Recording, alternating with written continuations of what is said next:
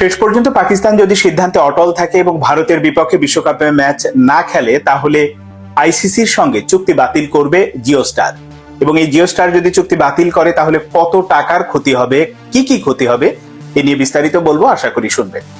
শুরুতেই বলি যে বিশ্বকাপের দিন মানে ভারত পাকিস্তানের ম্যাচের দিন যত ঘনিয়ে আসছে, অনিশ্চয়তা কিন্তু ততই বাড়ছে, কারণ এখন পর্যন্ত সমস্যার সমাধান হয়নি। উল্টো পাকিস্তান অফিসিয়ালি আইসিসি কে মেইল করেছে, তারা ওই ম্যাচ খেলতে চায় না এবং একটা কারণও দেখিয়ে দিয়েছে। পাল্টা আবার আইসিসি তাদের কাছে তার বিস্তারিত ব্যাখ্যা চেয়েছে যে তোমরা যে কারণটা দেখিয়েছো, তারা দেখিয়েছে যে সরকারের নির্দেশনা অনুযায়ী তারা ম্যাচটা খেলবে না, এবং কি কি কারণে খেলবে না এটা আবার পাল্টা পিসিবির কাছে আইসিসি জানতে চেয়েছে।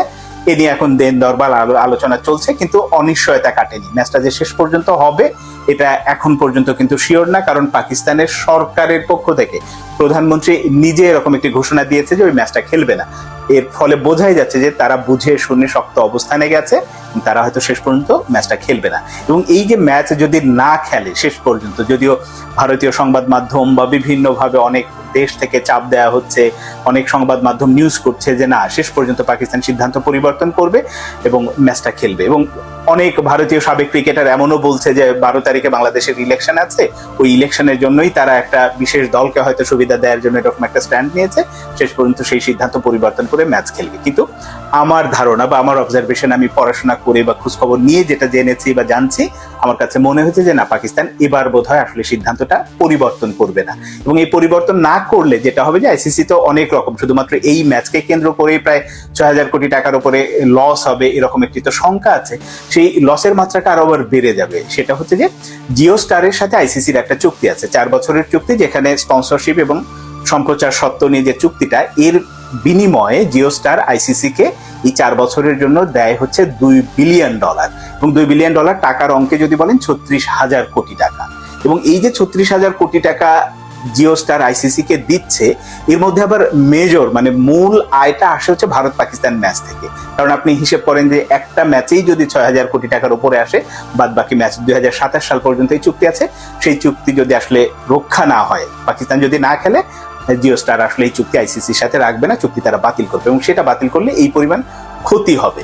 এবং এই যে ক্ষতির প্রেক্ষিতে আইসিসি তো নিজে ক্ষতিগ্রস্ত হবে। এই টাকাটা আবার আইসিসি কিন্তু নিজেও রাখে না, এই টাকাগুলো বিভিন্ন জায়গায়, যে বিভিন্ন স্তর আছে, ভারত এক ক্যাটাগরিতে পায়, নিউজিল্যান্ড, অস্ট্রেলিয়া, ইংল্যান্ড এরা এক ক্যাটাগরিতে পায়, বাংলাদেশের মতো দেশগুলো এক ক্যাটাগরিতে পায়, পাকিস্তান তারাও পায়। তো যদি ওই চুক্তি বাতিল হয়, তখন কিন্তু এই যে দেশগুলো, বাংলাদেশ সহ বিভিন্ন দেশ যে টাকা পায়, সেখানেও কিন্তু আসলে একটা ঘাটতি পড়বে বা কমতি পড়বে। তো সবকিছু মিলে এই ম্যাচের উপর অনেক কিছু নির্ভর করছে। শুধুমাত্র যে পাকিস্তান না খেললেই পাকিস্তান মানে একটা শক্ত অবস্থানে চলে গেল, আইসিসির কোনো ক্ষতি হলো না, পাকিস্তানের কোনো ক্ষতি হলো না, এদিকে আবার যখন এরকম একটা সিদ্ধান্ত নিয়েছে, জানিয়েছে, তখন কিন্তু আইসিসি ম্যাচ খেলানোর জন্য যেমন নানান দিক থেকে চেষ্টা তদবির করে যাচ্ছে, শ্রীলঙ্কা দিয়ে বলাচ্ছে, ইংল্যান্ডকে দিয়ে বলানোর চেষ্টা করছে, এরকম নানান তরফ থেকে একদিকে যখন চেষ্টা চালাচ্ছে, অন্যদিকে আবার পাকিস্তানকে তারা নানান ভাবে হুমকি বলি, সতর্কতামূলক কথাবার্তাও বলছে যে তোমরা যদি এই ম্যাচ শেষ পর্যন্ত না খেলো, তাহলে তোমাদের উপরে নিষেধাজ্ঞা আসতে পারে, তোমাদের সদস্য পদ বাতিল হতে পারে, এরকম নানান রকম যেটা সতর্কবার্তা বলি বা হুঁশিয়ারি বলি, এরকম দিচ্ছে। কিন্তু শেষ পর্যন্ত কি আসলে পাকিস্তান সেই সিদ্ধান্ত থেকে সরে আসবে? আমার কাছে যেটা মনে হয় যে যদি এটা পিসিবি বা মোহসিন নাকভি নিজে বলতেন, হয়তো এরকম হতো না। তারা কিন্তু একেবারে বুঝে শুনে, একবারে রাষ্ট্রীয় পর্যায়ে থেকে এই সিদ্ধান্তটা নেওয়া হয়েছে এবং তারা এরকম একটি অবস্থানে গেছে। ফলে শেষ পর্যন্ত যদি আসলে পাকিস্তান না খেলে, তাহলে কিন্তু লসের মাত্রাটা বা শঙ্কার মাত্রাটা, নানান রকম অনিশ্চয়তার মাত্রাটা, সেটা বাড়তেই থাকবে। অনেকেই হয়তো বলেন আমি গুজব বা নানান রকম নেতিবাচক খবর বলছি,